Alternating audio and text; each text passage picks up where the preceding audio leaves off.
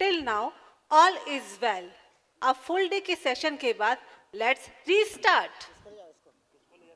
In the corporate world, we chase targets, evaluations, and deadlines.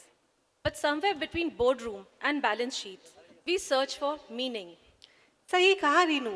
और कभी कभी ये मीनिंग किसी मैनेजमेंट की बुक से ना मिलकर मिलता है कहानियों और किस्सों से और गीत या कविता से। When corporate life feels like a race, a song like Behti Hawa Sa Tha Wo reminds us of our innocence and gives a lesson in originality. और अगर गीत हो रूठे ख्वाबों को मना लेंगे तो उसमें छुपे जज्बे को हम महसूस कर सकते हैं कि वो अनसर्टेनिटी को भी अपॉर्चुनिटी में कन्वर्ट कर देता है। Songs like Bavra Man reflects the power of vision. It reminds us that every breakthrough idea once looked so unrealistic. Corporate life में टीम मेंबर्स की परफॉर्मेंस को एवेल्युएट करने से ज़्यादा इम्पॉर्टेंट है उन्हें समझना। And that understanding, that introspection comes beautifully alive in the song Pihu Bole, Piya Bole, where conversations happen without noise, just like true leadership. तो आज यहाँ हम सब as corporate leaders, change makers and innovators gather हुए हैं। Let us pause. Let us listen, not just to a lyricist, but to a storyteller of life, leadership, and limitless possibilities. Indore की मिट्टी में पला बड़ा, रामबाग की गलियों में खेलता हुआ, सराफा की राहों में गिव मी सम सनशाइन गाता हुआ, इस बंदे में आखिर दम था, क्योंकि बंदे में था दम, बंदे में है दम, बंदे में था दम, बंदे में है दम।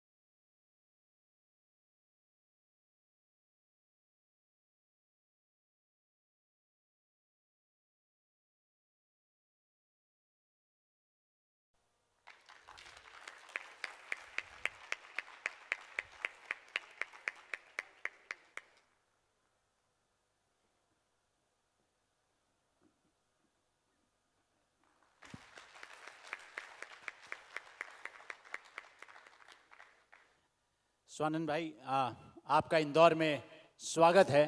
और हम आपको क्या स्वानंद भैया बुला सकते हैं?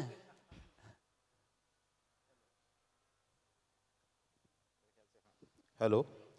बिल्कुल बिल्कुल, आप पूरे अधिकार के साथ मुझे भैया बुला सकते हैं।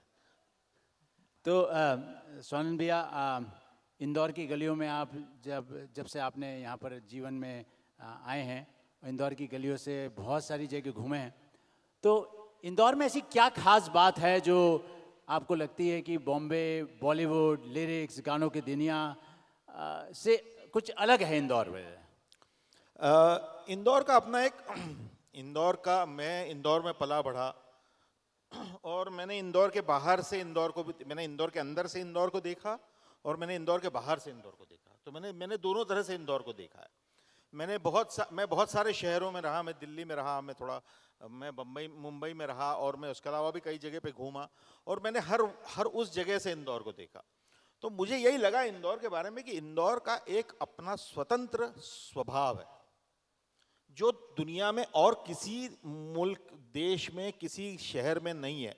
मतलब कानपुर लखनऊ में भी होगा, लेकिन कानपुर लखनऊ में, लेकिन जैसा इंदौर है वैसा और कुछ है नहीं। वैसी कोई चीज़ मेरे ख्याल से माटी पे बनी नहीं, भगवान ने एक बनाई और फिर अपनी वो पोंछ दी, जिसके अंदर वो ड्राइंग बुक कर रहे थे ना। तो एक तो यहाँ पे इवन हर आइडिया को देखिए, जैसे आप लोग तो मैनेजमेंट के लोग हैं, हर आइडिया जो इंदौर में पैदा होता है वो अलग होता है, जो आइडियाज बाहर से आते हैं वो अलग होते हैं। इवन मैं यहाँ किसी होटल में आके रहता हूँ तो वहाँ पे जिस तरह से उस होटल की का इंटरनल मैनेजमेंट होता है वो इंडिजीनियसली इंदौर होता है। इंडिजिनियस इंदौर, बहुत बढ़िया। इंडिजीनियसली इंदौर होता है वो। उसके अंदर ये नहीं होता, वो ये देख रहा होता है कि मेरे कस्टमर को क्या चाहिए, क्या देना है। वो ये नहीं देख रहा होता कि यार ताज क्या देता है और मैं क्या दूंगा। तो मुझे बहुत बहुत मजा आता है इंदौर में। और इंदौर हमेशा इनोवेशन करता है, और इंदौर भाषा का शहर है। मुजोरी, मुंह से बात, आपकी बात और मेरी बात और आपकी बात और मेरी बात, तो इसमें किसकी बात आखिरी बात रहेगी, इस बात की लड़ाई हमेशा इंदौर में रहती है। तो मुझे तो मेरी भाषा इंदौर से मिली, मुझे मेरी समझ इंदौर से मिली। जो भी कुछ मैं कर पाया हूँ, जो भी आप लोग देख रहे हैं, वो मैं शायद इंदौर का नहीं होता तो इतना अच्छा नहीं कर पाता। So big cheer to Swanand रुकिए bhai. रुकिए रवीन जी, हमें तो सबको पता ही है कि आयो रे आयो वारो रंगीलो मेहमान, इनका कोई पता तो होगा, होगी कोई पहचान। भैया, आपकी एक फेमस मूवी आई थी लागा चुनरी में दाग, और उसमें एक बहुत फेमस गाना लिखा था आपने जिसमें बनारस के मिजाज को आपने बहुत अच्छे से डिपिक्ट किया था। उसी गाने की एक लाइन मैं गाती हूँ। सबकी रगों में लहू बहे है, अपनी रगों में गंगा मैया। तो हम ये जानना चाहते हैं कि इंदौर के बारे में क्या कभी ऐसा थॉट आया, सबकी रगों में लहू बहे है, अपनी रगों में जीरावन पोहा। क्या बात कही प्रीति। अब इसके बारे में हम फर्दर डिस्कशन करते हैं भैया, लेकिन उसके पहले जिरावन और सेव के साथ आपका स्वागत करना जरूर बनता है जी। तो मैं बुलाना चाहती हूँ राजेंद्र राजे को, लोटस इलेक्ट्रॉनिक्स से। वाह, ये तो इंदौर का गाना लिखा जाना चाहिए, आप ही लिख दीजिए। आइए राजेंद्र जी प्लीज। सॉरी, मैं भूल गया था। अच्छा हुआ इन नमोसे ने मुझे याद दिला दिया कि स्वागत भी करना है सोनन भैया का अपने ही घर में।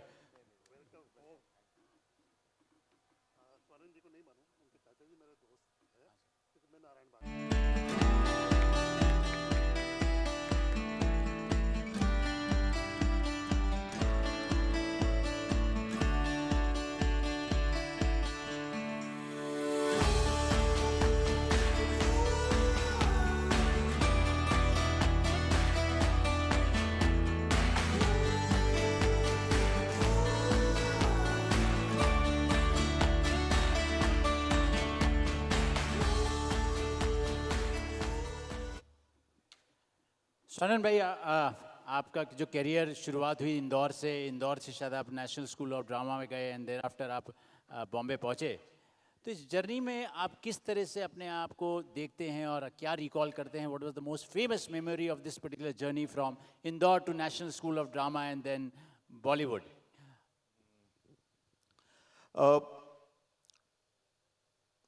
मुझे लगता है ये पूरी जर्नी ना, ये अब अगर आप पीछे मुड़ के देखते हो तो आपको लगता है कि एक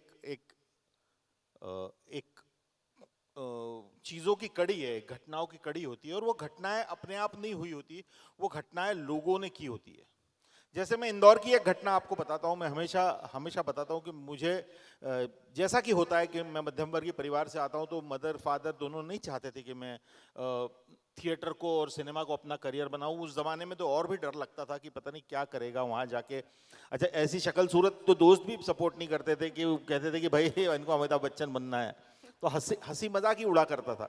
तो उस दौर में मैंने नेशनल स्कूल ऑफ ड्रामा जाने का एक ख्वाब देखा। मेरा पहले साल सिलेक्शन नहीं हुआ। दूसरे साल मैंने मेरे घर वालों से कहा कि मुझे एक ट्राई और करने दीजिए प्लीज, एक और ट्राई करूंगा मैं। एक और ट्राई करने गया तो उस साल मैंने नेशनल स्कूल ऑफ ड्रामा का फॉर्म ही नहीं मंगाया, मतलब फॉर्म मंगाया, वो फॉर्म आया ही नहीं मेरे पास।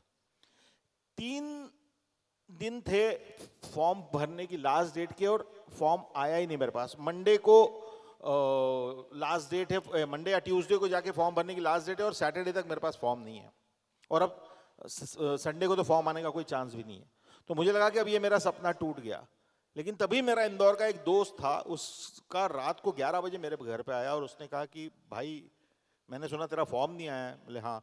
बोले मैंने भी ऐसी क्यूरियोसिटी में अपना फॉर्म मंगा लिया था, मेरे फादर की तो शॉप है, मैं तो वो शॉप छोड़ के कभी जाऊंगा नहीं, तू ये फॉर्म ले ले। अब उस लड़के ने उस रात को मुझे वो फॉर्म नहीं दिया होता तो ये सब जो आप देख रहे हैं ये नहीं होता, क्योंकि उसके बाद शायद मेरी जिंदगी कहीं और टर्न कर जाती है। तो लोगों की अच्छा लड़का भी रामबाग का था? नहीं, वो रामबाग का नहीं था। अच्छा। दोस्त जो मेरा था वो राकेश गुप्ता नाम है उसका, वो यहाँ कहीं विजयनगर के आसपास रहता था। तो उसके तो मुझे ऐसा लगता है कि कुछ चीजें जो लोग बनाते हैं आपको, वैसे ही दिल्ली में मैं जब थिएटर कर रहा था, उसके बाद में मुझे एक मंजू सिंह नाम की महिला मिली जो मुझे दिल्ली से मुझे पिक करके मुंबई लेके गई। उन्होंने, तो मुझे लगता है कि कई लोगों की अच्छाइयों पे और कई लोगों के हेल्प के बल पे बिल्डअप होता है। एक अननोइंगली एक टीम होती है जो आपको वहां पहुंचाती है जहां पहुंच रहे होते हो। अगर वो ना होता उस दिन तो कुछ और होता। वो जो डॉट्स हैं वो अपने आप कनेक्ट होते गए और जहाँ आपको जाना था वहाँ पहुँच गए। जी जी जी बिल्कुल, मतलब लगभग वहां पहुंच गए जहां जाना था। तो जब आप बॉलीवुड में पहली बार पहुँचे तो जाहिर है कि जैसे हर किरदार हर बॉलीवुड सेलिब्रिटी के साथ होता है कि रिजेक्शन ही मिलता है सबसे पहले, और उस रिजेक्शन के बाद ही हमारी कहानी वहीं से शुरू होती है। तो पहला रिजेक्शन और आज का जो वक्त है, इस प्रोसेस से जो आप गुजरे हैं, उसमें कौन सी ऐसी बातें हैं जो आपको याद करते हैं कि यार वो रिजेक्शन हुआ था इसलिए मैं यहाँ पर हूँ? जी बिल्कुल बिल्कुल बिल्कुल, मतलब जैसे शुरुआत में रिजेक्शन तो आपके मेरे ख्याल से किसी भी जर्नी का पार्ट एंड पार्सल है। मतलब, और मैंने ना यूरेका फोर्ब्स में मैंने नौकरी की थी इंदौर में। अच्छा। यूरेका फोर्ब्स में हम ना door to door vacuum cleaner बेचा करते थे। तो मतलब मैं अपने घर में बोल दूं सर अगली बार कोई वैक्यूम क्लीनर वाला आया तो समझ लेने कि कोई भी हो हाँ, सकता तो उससे कहना इज्जत से बात तो मैं यूरेका फोर्ब्स में जाता था और मैं door to door vacuum cleaner बेचा करता था। और मैं अभी उधर सयाजी के उधर से आ रहा था, तो वो सब बड़े पोटेंशियल एरिया हुआ करते थे उस जमाने के, मतलब कि जहाँ पे लोग कस्टमर हुआ करते थे हमारे। दरवाजे खटखटाना मैंने वहां से सीखा और दरवाजे मुंह पे बंद होना मैंने वहां से देखा। और सबसे गहरी और अच्छी चीज मुझे जो समझ में आई जिंदगी में वो ये है कि एक दरवाजा बंद होने का मतलब सारे दरवाजे नहीं बंद हुए। बहुत खूब। एक दरवाजा बंद हुआ है मतलब एक दरवाजा बंद हुआ है, उसके अगला दरवाजा है, उसको फिर से नॉक करो वो खुलेगा, उसके अगला दरवाजा है फिर से नॉक करो खुलेगा। हम दिन भर डोर नॉकिंग किया करते थे। मतलब कम से कम सुबह अगर 8-9 बजे हमने काम करना शुरू किया है तो 12 बजे तक डोर नॉकिंग करते थे, शाम के अपॉइंटमेंट्स लेते थे, शाम को देखते थे सेल हुआ कि नहीं हुआ। तो इस बात ने मुझे बहुत ज्यादा तैयार कर दिया था रिजेक्शन के लिए। तो मुझे रिजेक्शन अभी भी रिजेक्शन नहीं लगता। मुझे लगता है कि मैं एक सामान किसी के पास लेके गया हूं, उसको ये सामान इस वक्त पे नहीं चाहिए और वो जब चाहिए होगा तो आ जाएगा। तो अगर मैं उसको उसी नोट पे छोड़ दूं, उसी अंडरस्टैंडिंग के साथ छोड़ दूं, तो मुझे आगे चल के कब आगे दिक्कत नहीं होती और दूसरा काम करने में मेरा ये फेलियर अफेक्ट नहीं करता। आप फिर उसी शिद्दत से, आपने कभी कपड़ा मार्केट में जाके देखा है ना कि किस तरह से प्यार से कपड़े खोल खोल के दिखाता है आदमी। कि आप एक नहीं लो, दो नहीं लो, दीदी ये देखो, दीदी वो देखो। मुझे उनकी जो परसिवरेंस रहती है ना, उस पर मजा। मुझे लगता है कि अपना काम भी ऐसे करते आना चाहिए आपको, कि भाई मैं आपको देने के लिए बैठा हूं, आप ये नहीं लोगे तो ये लोगे, ये नहीं लोगे तो ये लोगे। और ऐसी घटनाएं, और आपने जो फिल्म इंडस्ट्री की घटना की बात की थी, उस फिल्म इंडस्ट्री की घटनाओं में से मैं अगर आपको बताऊं तो मैंने एक बहुत नाम तो नहीं लूंगा, एक बहुत बड़े डायरेक्टर की फिल्म मुझे मिली थी, और वो बिल्कुल लास्ट मोमेंट पे मेरे हाथ से छिन गई थी। बिल्कुल लास्ट मोमेंट पे, मतलब एज अ राइटर, मतलब उन्होंने मुझसे कहा था कि हम कहीं बाहर जाके लिखेंगे अब ये कहानी, तो लोनावाला या खंडाला जाएंगे लिखने के लिए। तो मैंने यहाँ इंदौर में सबको बता दिया कि भाई मुझे तो बहुत बड़े डायरेक्टर की फिल्म मिल गई है। और उसके बाद मैंने जितने पैसे थे उससे सब सामान वामान खरीद लिया। मैंने कहा लोनावाला जा रहे हैं तो शूज़ खरीद लिए, और अच्छी ट्रैक सूट पहन लिए ले लिए, और मैंने कहा दौड़ लगाने जाएंगे, ये करेंगे, वहाँ पर राइटिंग करेंगे। और वहाँ पहुँचने से पहले ही मुझे उस फिल्म से निकाल दिया गया, और मैं सड़क पे आके खड़ा हो गया था। अगेन ये भी एक दोस्ती की घटना है, और मुझे उस वक्त पे लगा कि यार ये मैं नहीं कर पाऊंगा, ये मेरे बस की बात नहीं है, ये इतना ब्रूटल होना। तो मैं जहाँ, मैंने सामान तो मेरा पैक भी था, तो उन्होंने मुझे अंधेरी में छोड़ा। मैं अंधेरी से बॉम्बे सेंट्रल पहुंच गया अवंतिका पकड़ने की। मैंने कहा चलो यार अब घर चलते हैं, वापस हो गया अभी। तभी मेरे पास पेजर था। उस जमाने में पेजर हुआ करता था। तो एक पेज आया मेरे एक दोस्त का, उसका नाम है अतुल कुलकर्णी, जो बहुत बड़ा एक्टर है अभी, मतलब। तो उसका मुझे मैसेज आया, तो मैंने उसको फ़ोन किया, बोले क्या हुआ? मैंने कहा यार ऐसा ऐसा हो गया, मैं वापस जाने की सोच रहा हूँ। उसने कहा नहीं, तू ट्रेन में बैठ, इसमें बैठ, कैसे भी गया मेरे घर पे आ जा। मैं मलाड रहता था। उसने 4 दिन मुझे उसके घर में रखा, और उसने कहा कि कोई बात नहीं, ये एक चीज़ हो गई, दोबारा नहीं होगी, और होगी भी तो। लेकिन उसकी वजह से मैं इतना तैयार हुआ फिर वही जॉइनिंग द डॉट्स की जो कहानी हम कर रहे हैं, कि किसी एक आदमी की अच्छाई ने मुझे फिर रोक लिया। तो सोनम भाई, जो मुझे समझ में आ रहा है आपकी कहानी में आपको दोस्तों का बहुत इंपॉर्टेंट रोल रहा है जी। तो जो गाना है जो आपने लिखा है बहती हवा सा था वो, तो जब गाना वो लिखा था तो किस दोस्त को परिप्रेक्ष्य में रख के लिखा था, कि वो कुछ कहानी का कॉन्टेक्स्ट था? क्योंकि हम भी जब गाना सुनते हैं तो लगता है कि ये कहाँ का गाना शायद एक उस दोस्त के लिए लिखा गया हो, लेकिन आज जब हम सुनते हैं तो लगता है कि यार शायद ये मेरे लिए भी लिखा गया हो। जी बिल्कुल बिल्कुल। देखिए वही है कि मैंने ऐसे कई लोगों को अपने जीवन में देखा है, मिला हूँ। जब ये कहानी लिख रहे थे तो कहानी की ज़रूरत ये थी कि वो आमिर खान जी का जो कैरेक्टर है रैंचो, उसको इंट्रोड्यूस करना है। और उसको इंट्रोड्यूस करना है फिल्म की बिगिनिंग में, फिल्म शुरू होने से पहले, मतलब फिल्म जहाँ शुरू होती है वहीं पे हमको ये बताना है कि ये दोस्त उसको क्यों ढूंढ रहे हैं। तो इस तरह का एक गाना, कि वो क्या था कि उसको इतनी शिद्दत से दोस्त ढूंढ रहे। उस वक्त पे मुझे जो पहले कुछ ख्याल आए थे वो, और लगा था कि जितने भी लोग जिंदगी में मिले, और जितने भी लोग सक्सेसफुल हुए मिले हमें, मुझे जिन्होंने इंस्पायर किया, उन्होंने किसी न किसी तरह से लीक से हटकर काम किया था। वो एक रिस्क फैक्टर जो है, वो जो चलता आ रहा है उससे वो अलग हटे थे। जो चलता आ रहा है उससे उन्होंने कुछ अलग करने की, अलग रास्ता लेने की कोशिश की थी। 100 होंगे, 100 में से 90 सक्सेस हुए होंगे, 10 फेल हुए होंगे, जो भी हुआ होगा, लेकिन हर आदमी, तो मैंने उन हर आदमी के नाम पे ये गीत लिखा। मेरे जितने भी गुरु मुझे मिले, नेशनल स्कूल ऑफ ड्रामा मिले, एनके शर्मा नाम के मेरे मित्र हैं, राम गोपाल बजाज, रॉबिन दास, यहाँ पंडित कुमार गंधर्व को मैंने देखा है इंदौर में, यहाँ बाबा गोरे, उसके अलावा फिल्म इंडस्ट्री में विधु विनोद चोपड़ा, सुधीर मिश्रा, ऐसे कई लोगों को एक साथ मैंने वो गाना अलग अलग तरीके से उनके बारे में सोच के वो किया है। और उसका जो बेसिक वो रखा है कि हमको तो राहें थी चलाती, वो खुद अपनी राह बनाता, गिरता संभलता मस्ती में चलता था वो। हमको कल की फिक्र सताती, वो बस आज का जश्न मनाता, हर लम्हे को खुलकर जीता था वो। बहती हवा सा था वो। गा दूं आपको? तो स्वानंद भाई ये गा के सुनाएंगे तो और अच्छा रहेगा, वही कहता क्योंकि हूं। तभी लोग हैं। तो एक बार थोड़ी जोरदार ताली हो जाए हमारे स्वानंद भाई के लिए। बहती हवा सा था वो, उड़ती पतंग सा था वो, कहाँ गया उसे ढूंढो, हमको तो राहें Can we have some clap, please? चलाती, वो खुद अपनी राह बनाता, गिरता संभलता मस्ती में चलता था वो। हमको कल की फिक्र सताती, वो बस आज का जश्न मनाता, हर लम्हे को खुल के जीता था वो। कहाँ से आया था वो, छू के हमारे दिल को, कहाँ गया उसे ढूंढो। सुलगती धूप में छाँव के जैसा, रेगिस्तान में गाँव के जैसा, मन के घाव पे मरहम जैसा था वो।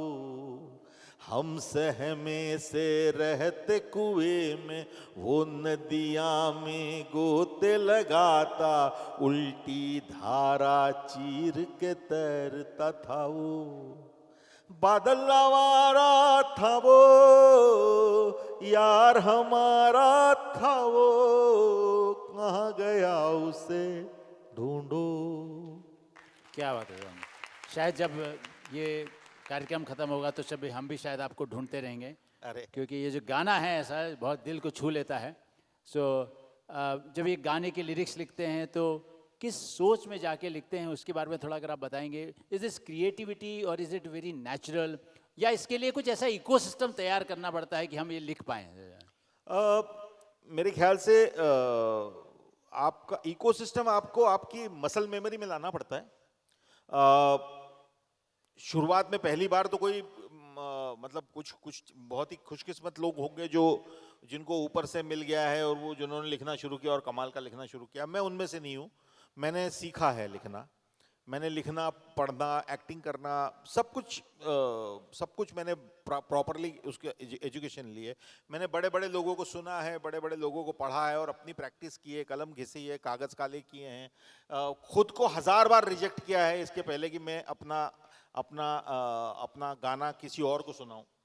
तो निश्चित रूप से वो एक प्रैक्टिस का हिस्सा है और फिर वो धीरे धीरे जब आपको ऐसा लगने लगता है कि हाँ आप उस स्तर पे पहुंच गए हो, तो आप लोगों के सामने उस बात को ले जाने के लिए तैयार हो गए, तो तब आप डरते उस चीज़ को लोगों के सामने ले जाते हो। फिल्मी गीतों का प्रोसेस ये है, देखिए कविता तो कई लोग लिखते हैं और अपने घरों में बैठ के कई सारे लोग अपने मन की कविता लिखते हैं कि आज मुझे ऐसा महसूस हो रहा है, आज मुझे वैसा महसूस हो रहा है। फिल्मी गानों को मैं हमेशा ऐसे डिस्क्राइब करता हूं जैसे वो कवि जो रहते हैं वो तो माँ के खाने की तरह रहते हैं कि आज हमारा यार आज हमारी खिचड़ी बनाने का मन किया, आज खिचड़ी खा लो। और जो फिल्मी गीतकार होता है वो एक शेफ की तरह होता है कि भैया सुनो, हमको ये मेन्यू चाहिए, ये गाना चाहिए, इसमें एक डांस नंबर चाहिए, एक इसमें ये चाहिए, इसमें ये चाहिए, और आप ये सारा लिखो लेकिन स्वाद घर के खाने जैसा होना चाहिए, माँ के खाने जैसा होना चाहिए। तो हमको कहानी जो होती है फिल्म की वो हमें बताती है क्या लिखना है, हमको डायरेक्टर जो होता है फिल्म का वो बताता है क्या करना है, फिल्म के चरित्र हमको बताते हैं। जैसे हमने इतने सारे गाने देखे, अभी मेरे ही गानों के बारे में बात करें तो कि बहती हवा साथ गाने हैं तो उसके अंदर एक भाषा है, ऑल इज वेल या गिव मी सम सनशाइन, थोड़े अंग्रेजी है, थोड़ा ये है। वहीं परिणीता की बात हम करें तो पीयू बोले पिया बोले है, बहुत ही सुंदर कोमल शब्द है, उसमें अंग्रेजी नहीं आती इतनी आसानी से। और वैसे ही अगर आप एक आध कोई और गाना उठा लें तो खोया खोया चांद जैसे मेरी फिल्म है उसका गाना, तो उसमें उर्दू है। बंदे में था दम वंदे मातरम या लगे रहो मुन्ना भाई, उसमें बम्बईया है। तो मेरी भाषा भी फिल्में तय करती है, फिल्मों की भाषा तय करती है। तो ये एक डिसिप्लिन है। और दूसरा ये कि सतत लिखने की प्रक्रिया में रहना। तो मैं सुबह कुछ भी हो, मतलब सुबह 7 बजे से लेके 11 बजे के बीच में, ये मैंने गुलजार साहब से सीखा है कि 7 बजे से लेके 11 बजे के बीच में फ़ोन जब ज़्यादा नहीं आते आपको, वही एक टाइम होता है जब आपके पास ज़्यादा फ़ोन नहीं आता है, उस वक्त पे कुछ ना कुछ लिखो। तो मेरे पास काम हो ना हो, मैं खाली हूँ ना हूँ, मेरे पास कुछ लिखने के लिए हो ना हो, मैं कुछ कागज़ पे, मतलब कलम से कागज़ पे डालता हूँ। तो वो एक बात है। ऐसे कई गीत है जो मैंने वहाँ लिखे हैं और वो फिल्मों में बाद में आए हैं। इससे पहले कि मैं ओ भैया जरा रुको, तो आप ही सब कुछ पूछ लेंगे क्या? हमें भी तो पूछने दो। हाँ हाँ पूछे। भैया हमने आपके बहुत सारे पॉडकास्ट देखे हैं और उन्हीं में से एक पॉडकास्ट से आपने कहा था कि सॉन्ग बहती हवा सा था वो जो आपने अभी गाया, उसमें आपने अपनी स्टाइल से इंटरप्रेट किया था और एक बंदे ने तो इंस्पायर होके अर्ली रिटायरमेंट भी ले लिया और अपनी एक ट्रैवल कंपनी स्टार्ट कर दी। आपके हर सॉन्ग को हर कोई अपने ढंग से मोटिवेट इंटरप्रेट करता है, तो हमने आपकी कला मूवी का जो एक सॉन्ग है, बिखरने का मुझको शौक है बड़ा, समेटेगा मुझको तू बता जरा, इसको हमने ऐसे इंटरप्रेट किया कि एक विजनरी मैनेजर कभी कभी बिखरता है, यानी प्रोसेस बदलता है, सिस्टम में चेंजेस लाता है और न्यू आइडियाज इनकलकेट करता है। इस फेथ के साथ कि उससे समेटने के लिए एक structure, leadership and strong support team है उसके साथ। ऐसे कितने ही सॉन्ग्स हैं जो आपके लिखे हुए हैं जो यंगस्टर्स को मोटिवेट करते हैं और मैनेजरल स्किल्स में फिट बैठते हैं। तो चलो, अब ये हॉल पुल सा थरकने लगा है क्योंकि अब यहाँ संगीत की रेल आने वाली है। Can we have the AV please?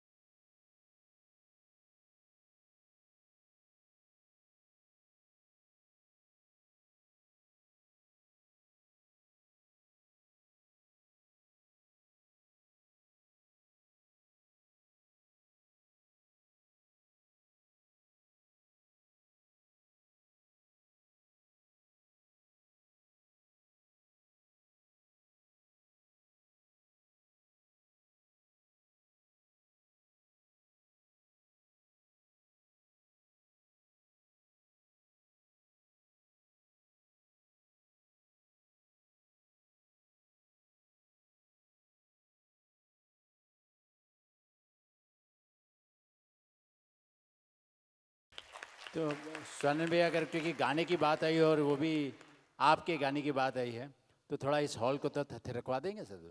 चलिए, हाँ। बिल्कुल। वो विकी कौशल कितना यंग लग रहा था यार तो। उसी को गाना, वही गाना गा दे। तू किसी रेल सी गुजरती है,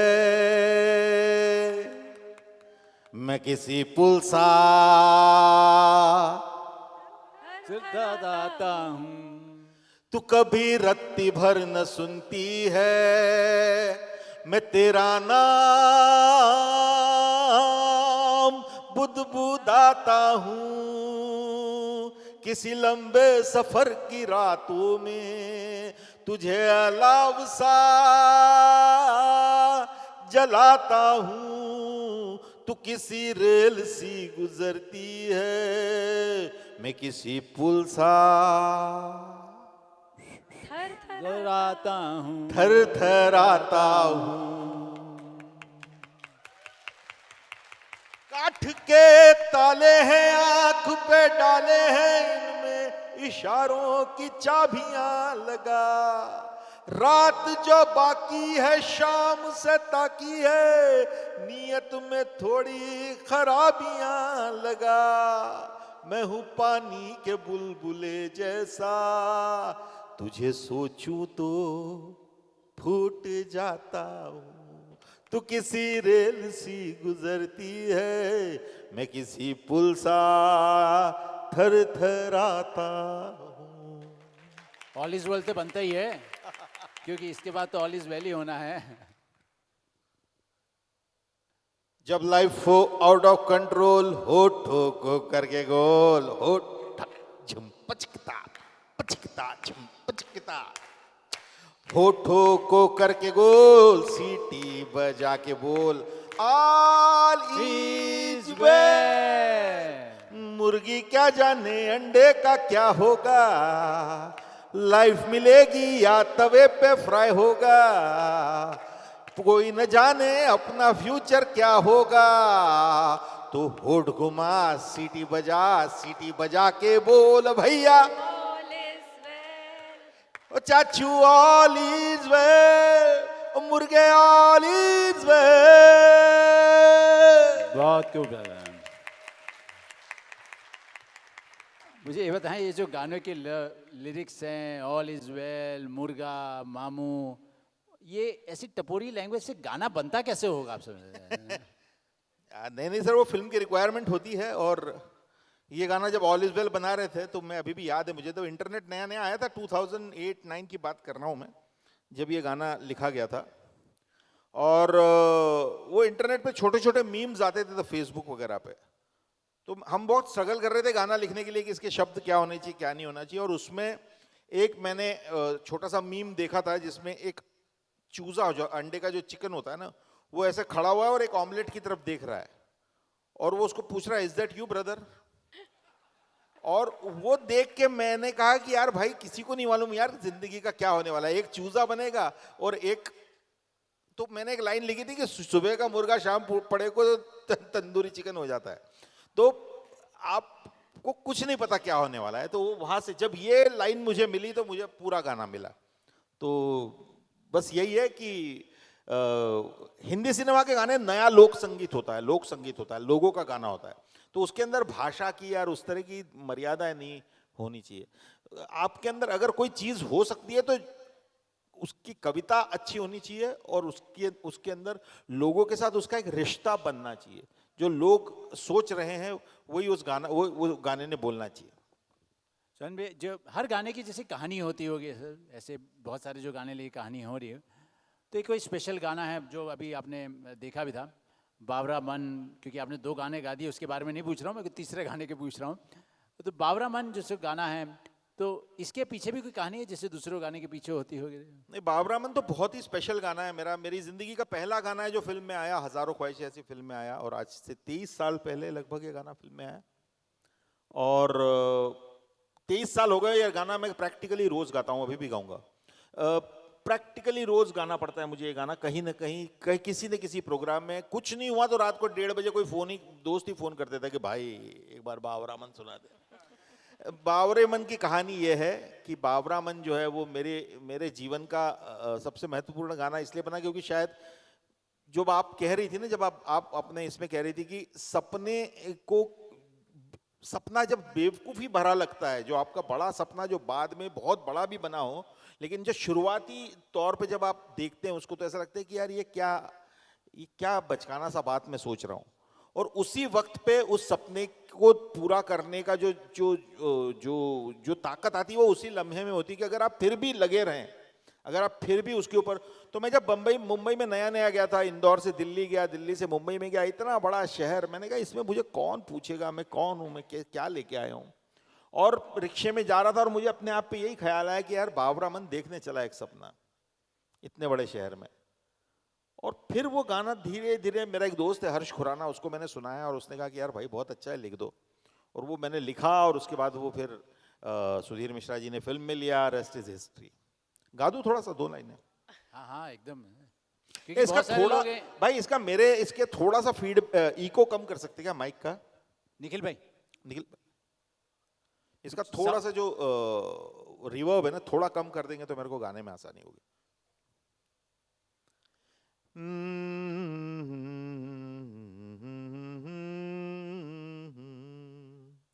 बावरा मन देखने चला एक सपना, बावरे से मन की देखो बावरी है बातें, बावरी सी धड़कने हैं, बावरी है सांसें, बावरी सी करवटों से निंदिया दूर भागे, बावरे से नैन चाहे बावरे झरोखों से, बावरे नजारों को तकना, बावरा मन देखने चला एक सपना।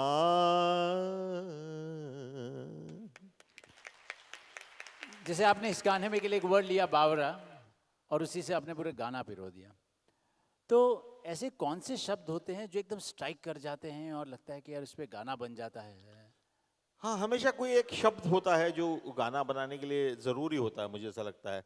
और वो शब्द दो तरह से होते हैं शब्द, मतलब जब मैं एक तो ये होता है कि वो अनसुना होना चाहिए, पहली बार ऐसा लगना चाहिए अरे यार ये शब्द तो मैं पहली बार सुन रहा हूँ, और दूसरा सुना सुना भी लगना चाहिए। तो ऐसा नहीं है कि आप बिल्कुल ही कोई ऐसा शब्द उठा रहा हो कि जो किसी ने कभी सुना ही नहीं हुआ, लेकिन हमेशा गाने लोगों को वही अच्छे लगते हैं जो उनको एक नया शब्द, एक नई वोकैबुलरी दे। जैसे बाबरामन की आप बातें कर रहे हैं, तो बाबरामन तो एक इंदौर में मेरा एक दोस्त था, वो कहावत कहता था, वो एक हमेशा कहता था कि अरे बावरों की दुनिया में बावरे ही बसते हैं और बावरों की दुनिया में बावरे ही सस्ते हैं, बावरा है बावरे की बात का क्या बुरा मानना।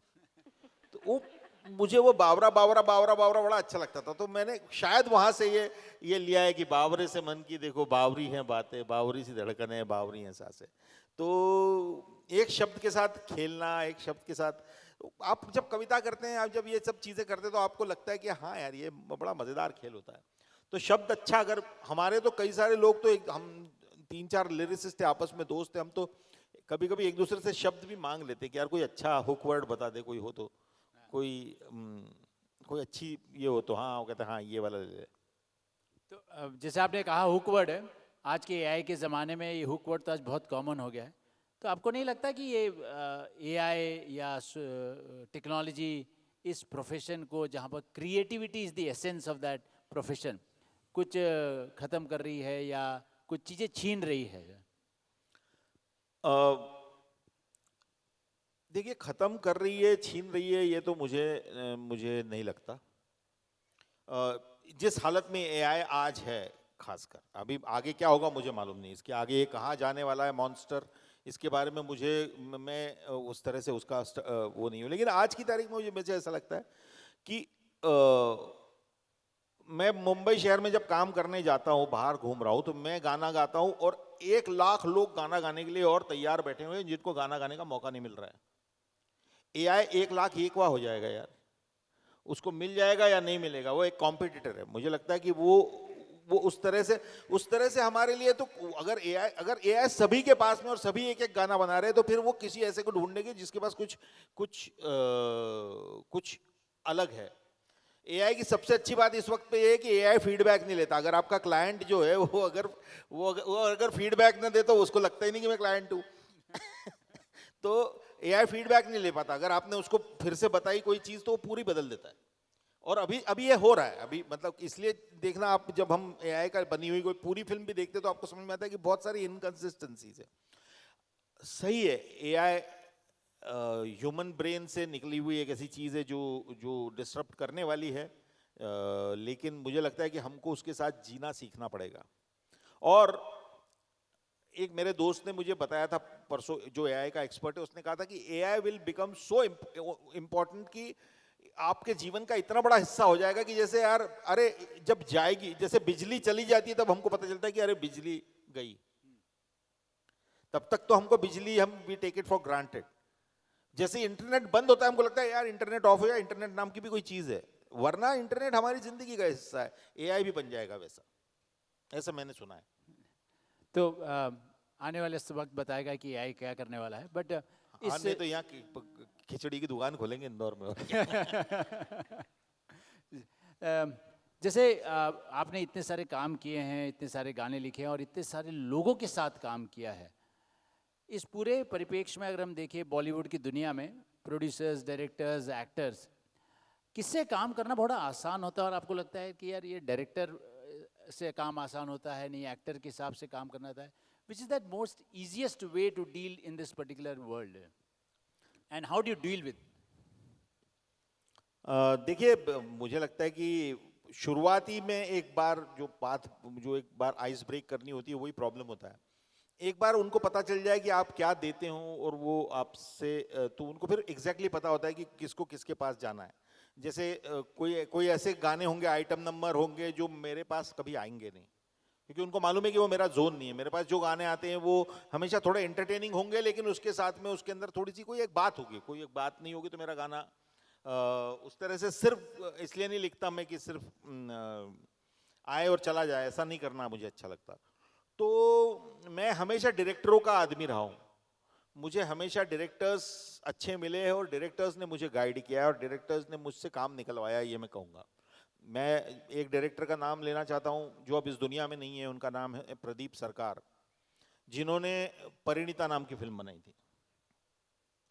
वो मेरे लिखे से प्यार करते थे, मतलब प्यार करते थे। मैंने कहीं कुछ लिख दिया होगा तो वो उठा के उसको वैसा का वैसा ले लेते थे कि बिल्कुल जो पीयू बोले, पिया बोले, क्या ये बोले जानू ना, वैसा का वैसा ले लिया।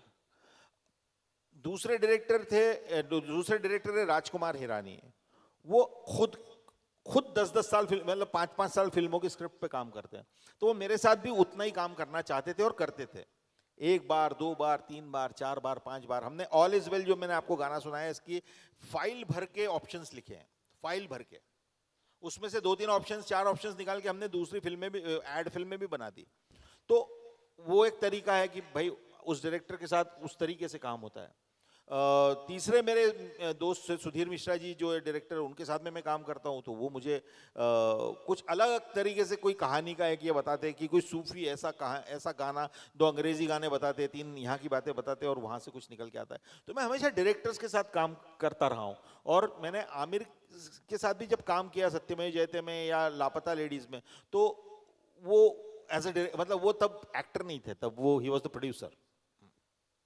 तो आपने आमिर के साथ सत्यमेव जयते में काम किया, जो एक ऑफबीट मतलब प्रोग्राम था, मुझे समझ में आता है, मतलब अलग से, मतलब सिनेमा जी। हॉल का प्रोग्राम नहीं था। जी, जी, लेकिन जी। फिर भी वहाँ पर गाने आपके बहुत अच्छे चले।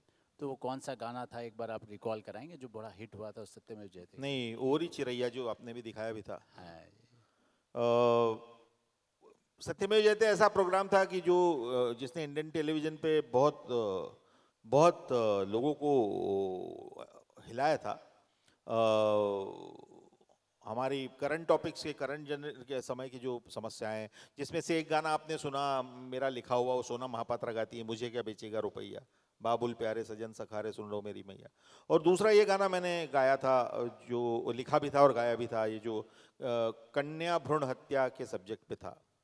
और सब इतने मंडेन बातें जो होती है उन सब्जेक्ट के अंदर, जो इतनी डार्क बातें होती है, उनको आसान करके बताने का काम एक गाना कर सकता है। इसलिए वो गाना हमने बनाया था। आप कहें तो मैं 2 लाइनें इस एकदम गाने। जरूर, ओरी चिरैया तो I हाँ, think मतलब सबको लोग, दिल छू जाता है। I think for all the ladies on ओरी the, चिरैया, ओरी चिरैया, नन्ही सी चिड़िया, अंगना में फिर जा रे। अंधियारा है घना और लहू से सना, किरणों के तिनके अंबर से चुन के, अंगना में फिर जा रे। हमने तुझ पे हजारों सितम है किए, हमने तुझ पे जहां भर के जुल्म किए, हमने सोचा नहीं तू जो उड़ जाएगी, ये ज़मीं तेरे बिन सूनी रह जाएगी। किसके दम पे सजेगा मेरा अंगना, ओरी चिरैया, मेरी चिरैया, अंगना में फिर आ जा रे। हमने आपकी अच्छा बताओ प्रीति, एक बंदे में कितनी क्वालिटीज हो सकती हैं? 1, 2 या 3? भैया के सामने तो ऐसी बातें मत ही करो। वो गाते भी हैं, लिखते भी हैं और उम्दा एक्टर भी हैं। And the list goes on and on. क्या पता कुछ टाइम बाद एक नया ही हुनर हमारे सामने आए। वैसे भी उनके नाम में इतना आनंद है तो सबको वो आनंद देने का ही काम करते हैं। तो ऑडियंस को भी दिखाते हैं उनकी मल्टी फैसेट पर्सनालिटी की एक और झलक।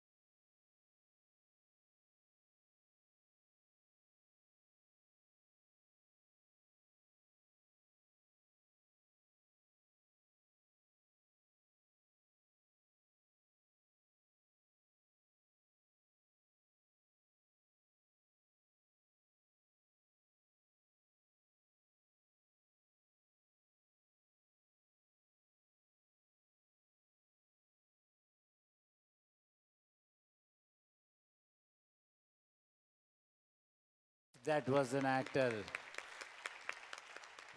तो स्वानंद जी गाने की बात की, लिरिक्स की बात की और अब एक्टिंग की थोड़ी बात करें। तीनों में से आपको कौन सी चीज़ पसंद आती है और कौन सा सबसे चैलेंजिंग लगता है? देखिए वो ये तीनों चीज़ों का अपना अपना मज़ा है, तीनों की चीज़ों का अपना अपना चैलेंज है। इन दिनों मैं एक्टिंग को थोड़ा एंजॉय कर रहा हूँ क्योंकि वो नया है और मेरे जीवन में वो बिना मतलब मैं एक्टर बनने गया नहीं था। मैं निश्चित रूप से लिरिक राइटर भी बनने नहीं गया था, मैं बनने गया था थिएटर मतलब फिल्म डायरेक्टर, जो मुझे बनना था, अभी तक बन नहीं पाया हूँ। वो सपना अभी भी बाकी है। लेकिन मैं फिर भी जानता था कभी ना कभी कि लेखन में कर पाऊंगा तो मैं लिरिक्स लिखूंगा या ये करूंगा। एक्टिंग के बारे में मैंने कभी सोचा नहीं था। मेरे को एक फिल्म में मेरे एक दोस्त मुकेश छाबड़ा करके एक बड़े कास्टिंग डायरेक्टर है, उन्होंने कास्ट कर दिया था, उसका नाम था बद्रीनाथ की दुल्हनिया। उसमें मैंने आलिया भट्ट के फादर का रोल किया था। तो उसमें मुझे कास्ट जब उन्होंने कर दिया तो उसके बाद में मेरे पास आने लगे काम, और फिर मैंने कहा कि यार अगर यार ये काम करना है तो ये थोड़ा सा इसका डिसिप्लिन अलग है। मतलब गायक कैसा दिखता है इसके ऊपर कोई मतलब नहीं है, लेकिन अभिनेता को तो क्या होता है, अभिनय जो है ना वो लेखन या इसमें सब में आपका एक हिस्सा, आपका एक पार्ट लोगों के सामने पहुंचता है। अभिनय में आप लोगों के सामने पहुंचते हो और वो सबसे कभी कभी डरावना और चैलेंजिंग हो जाता है, क्योंकि आपको कॉन्स्टेंटली चीज़ें, आपको अपने सारे डर, अपनी सारी चिंताएं आपके सामने आती है। कैसा दिखता हूँ, लोग क्या सोचेंगे, क्योंकि सीधे वो आपको गाली देने वाले हैं। वो गाना सुन के बोलेंगे कि यार बेकार लिखा है, यार वो राइटर अच्छा नहीं है, पर गाने को गाली देंगे, वो मुझे नहीं गाली देंगे। तो ये इस चक्कर में इन दिनों में मैं अभिनय को एक्सप्लोर कर रहा हूँ। बहुत अच्छी फिल्में मुझे मिली, वो भी मैं कर रहा हूँ। ये मेरा शो बैंड वाले जिसका इन्होंने लगाया हुआ है, ये आया हुआ है अभी अमेजॉन प्राइम पे, तो होपफुली मुझे और भी अभिनय करने का चांस मिलेगा। मैं एक सूरज बड़जात्या जी की फिल्म भी एक्टिंग कर रहा हूँ। बहुत हाँ, जो जिन्होंने मैंने प्यार किया बनाई, हम आपके कौन बनाई, उन्हीं डायरेक्टर साहब की फिल्म में मैं एक्टिंग कर रहा हूँ इन दिनों। आपका रोल पंचायत में भी था शायद? हाँ, पंचायत में था ना, अभी है भी, आगे भी है। हाँ। तो उस पंचायत के बारे में कुछ बताएंगे कि क्योंकि वो बहुत हिट हुआ था OTT प्लेटफॉर्म पे, तो वो रोल में क्या अदा आपने किरदार निभाया था? नहीं जी, वो बड़ा मज़ेदार कैरेक्टर बन के निकला। वो सांसद जी का कैरेक्टर है। बहुत कम आता है वो शो में, 1 या 2 या 3 एपिसोड में आता है, 2 एपिसोड में आता है। और उसका एक मुर्गा है, ड्रैगन, वो ड्रैगन को पकड़े रहता है। और वो रोल करने में मतलब वही है कि वो इन सभी लोगों के साथ में इतने मंजे हुए एक्टर्स हैं इसमें। और पंचायत की खास बात ये है कि हमारी ज़मीन की इतनी अंदर तक की हमारी माटी की कहानी सुनाते हैं वो लोग, कि वो लोगों में बहुत ज़्यादा प्रचलित है। तो मुझे कोई खास उसमें ऐसा तैयारी के रूप में ये करना पड़ा कि थोड़ी बिहारी एक्सेंट पे काम करना पड़ा, क्योंकि का हाल है चंदू, तो वो बोलने के लिए मतलब का हाल है चंदू, तो वो सब करने में बड़ा मज़ा आया। और फिर इतने बढ़िया एक्टर्स के साथ काम किया। रघुवीर यादव जी है, वो फैजल है अपना जो प्रहलाद चा का काम करता है। उसके अलावा फिर विधायक जी के रोल में जो हमारा पंकज झा है वो तो मेरा एक ज़माने में रूममेट हुआ करता था। तो इनके साथ काम करने में बड़ा मज़ा आ गया। सोनन भाई, जब आप गाने लिखते हैं, लिरिक्स लिखते हैं, तो क्या इंस्टिंक्ट आपको चाहिए कि आप उसी समय 1 मिनट के अंदर गाना लिख दें? मैं समझा मतलब क्या चीज़ आपको ड्राइव करती होगी कि आज सपोज मैं आपको बोलूँ गाना लिखना है आज अभी 1 मिनट के, तो क्या चीज़ दूँ मैं आपको दूँ कि आप 1 मिनट में गाना लिख दें? पेमेंट। अच्छा, पेमेंट। समझ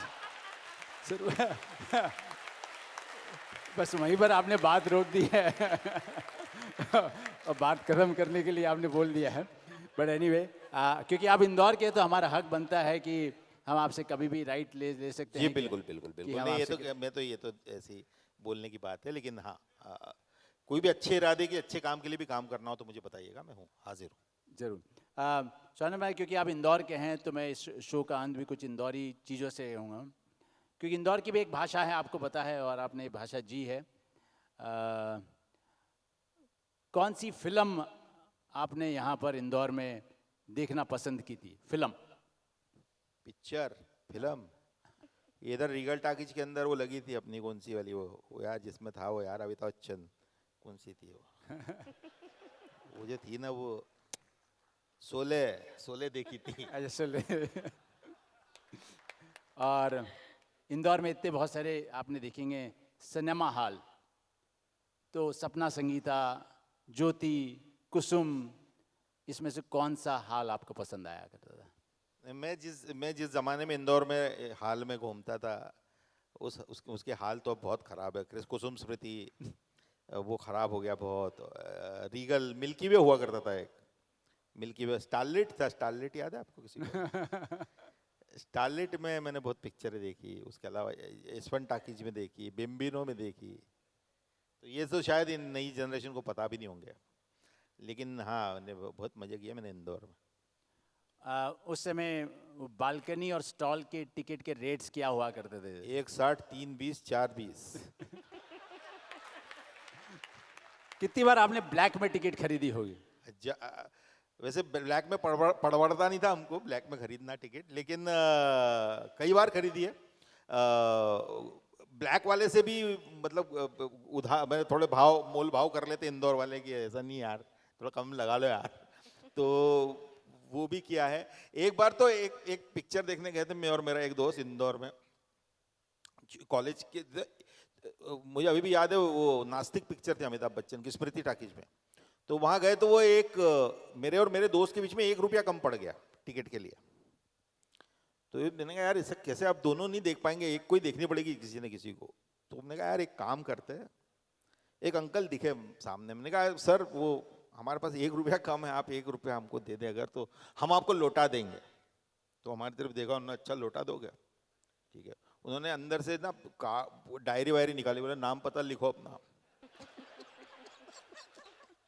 हमने नाम पता लिखा, उसके बाद पापा का नाम लिखो। ऐसे करके उन्होंने पूरा नाम पता, पूरा कच्चा चिट्ठा लेके हमको फिर 1 रुपया दिया उन्होंने पिक्चर देखने के लिए, लेकिन दिया था, भले आदमी थे। चलिए, कौन सी ऐसी हीरोइन थी जिसके लिए आपने फर्स्ट डे फर्स्ट शो जाके पिक्चर देखी होगी? डिम्पल कपाड़िया। तो वो मतलब सागर मूवी थी या कोई? डिम्पल का जो रीरन में पहली पिक्चर आई थी वो थी जख्मी शेर। मैंने इंदौर में सब पिक्चर देखी, एक समय में मैंने इंदौर में जितनी भी रिलीज हुई थी सारी पिक्चर, लेकिन हाँ सागर को मैंने कई बार देखा। सागर फिल्म को मैं गुजराती कॉलेज में पढ़ता था उस जमाने में, और सागर रिलीज हुई थी, और हम लगभग कॉलेज के लड़के 2-3 दिन में एक बार सागर देखा थे। इंदौर की कौन सी गलियों में आपको आज भी जाना पसंद होता है सराफा के अलावा? नहीं, मैं सराफा तो खैर मैं जाता ही हूँ। मुझे तो जेल रोड है, फिर इधर जुनी इंदौर की तरफ की तरफ मुझे जाना अच्छा लगता है। मैं रामबाग में रहा हूँ, तो रामबाग में मैं एक चक्कर लगा के आता हूँ, अंदर की गली में, अंदर वाली रामबाग में। और कौन सी गलियाँ हैं, हमारे बालविने मंदिर के सामने का रास्ता मुझे बहुत पसंद है अभी भी। रेसकोर्स रोड से लेके वहाँ रेसकोर्स रोड, और वो जो यशवंत क्लब वाला रास्ता है, हाँ, उस पर शाम को वॉक करने का तो मजा आज भी बहुत सुंदर है। हाँ, ये बात सही कि आपने इंदौर में खाने आप तो पसंद ही है, तो पोहे तो हम सबको पता है, क्योंकि आप रामबाग में रहते थे सर, वो लाल बाल्टी की कचौड़ी बड़ी फेमस है, तो इंदौर में ऐसे कितनी कचौड़ियों का आपने टेस्ट किया है? अरे सर अब ये मत पूछो मेरे को, मैंने सारी कचौरियों को लगभग टेस्ट किया है। ये नए इंदौर में वाली को नहीं किया, मैंने पुराने इंदौर में सबको खाया हुआ है। और मतलब आप रवि अल्पाहार वालों की कचौरी के बारे में बात कर लीजिए, अनंतानंद की कचौरी, अनंतानंद की उसल कचौरी के बारे में बात कर लीजिए, महाराजा टॉकीज के सामने वाली कचौरी। महाराजा टॉकीज के सामने तो अब कचौरी का मतलब शोरूम लग गया यार वहाँ तो। वो पहले तो वहाँ पे एक बाबा बैठते थे एक ठेले के ऊपर और वो भुट्टे की कचौरी खिलाते थे वहाँ पे, तो वो भुट्टे की कचौरी वहाँ की मेरे को याद है। फिर वो एक हमारे बाल विनय मंदिर वाले लोगों को और गुजराती कॉलेज वाले लड़कों लोगों को मालूम होगा, एक बद्री भैया है बम कचौरी वाले, उनकी कचौरी जो सिगड़ी पे बनती है वो कचौरी है। सराफे में छोटी कचौरी, विजय चाट हाउस की कचौरी, मतलब कचौरी का तो क्या है। So स्वानंद भाई, आप इंदौर मैनेजमेंट एसोसिएशन में आए and you spend time with us and sharing your experiences and Indore के बारे में अपनी सारी कचौड़ी की जानकारी दी, शायद हम लोग को भी नहीं पता। लेकिन इंदौर में अभी एक जो चीज सबसे ज्यादा खाने में मजा आता है वो मेरे को भौरी लाल, उन्होंने अलग तोड़ा है भैया। जाने से पहले बस आपसे एक रिक्वेस्ट करूंगा कि आपका कोई भी जो फेवरेट गाना है, आपको लगता है कि यार वो दिल को छू जाए हमारे इस ऑडियंस के लिए, बिफोर साइनिंग ऑफ। कौन सा गाँव, मोन्टारे, चांदावारा? अरे वाह, चांदावारा कोई सुन रहा है यहाँ पे? अरे वाह, मैं मोन्टारे गाता हूँ, चांदावारा कभी और। कागज के दो पंख लेके उड़ा चला जाए रे, कागज के दो पंख लेके उड़ा चला जाए रे, जहां नहीं जाना था ये वहीं चला हाय रे, उम्र का ये ताना बाना समझ न पाए रे, जुबां पे जो मोह माया नमक लगाए रे, के देखे न भाले न जाने न दाए रे, दिशा हारा कैमुन बोका मोन्टारे, कैमुन बोका मोन्टारे, फतेह करे किले सारे भेद जाएं दीवारें, प्रेम कोई सेंध लागे अगर मगर बारी बारी जिया को यूं छाले, जिया नहीं गेंद लागे माटी को ये चंदन सा माथे पे सजाए रे, जुबां पे जो मोह माया नमक लगाए रे, के देखे न भाले न जाने न दाए रे, दिशा हारा क्या मुनबो का। स्वानंद भाई, आप हमारे देखेंगे हमारा थीम है स्व से स्वाभाविक, स्वनिर्मित एंड स्वदेशी, और आप हमारे साथ आ जाए Swanand. Thank you for being here. आपका कमाल देखिए, जो लिस्ट ऑफ क्वेश्चंस लेके आया तो मैं भूल गया और आपसे फिर चर्चा में ले गया। Thank you. Over to you MS please. आज यहाँ सभी ने ये बात रियलाइज कर ली है कि हम लोग स्प्रेडशीट्स तो मैनेज कर सकते हैं, टारगेट्स भी चेस कर सकते हैं, लेकिन इमोशंस को शब्द देना, that's a next level challenge all together. आज का ये सेशन इतना इंगेजिंग था कि ऑनेस्टली हमें लग रहा है कि क्यों ना सब साथ मिलकर गुनगुनाएं। If you all can please. जाने तुझे देंगे नहीं,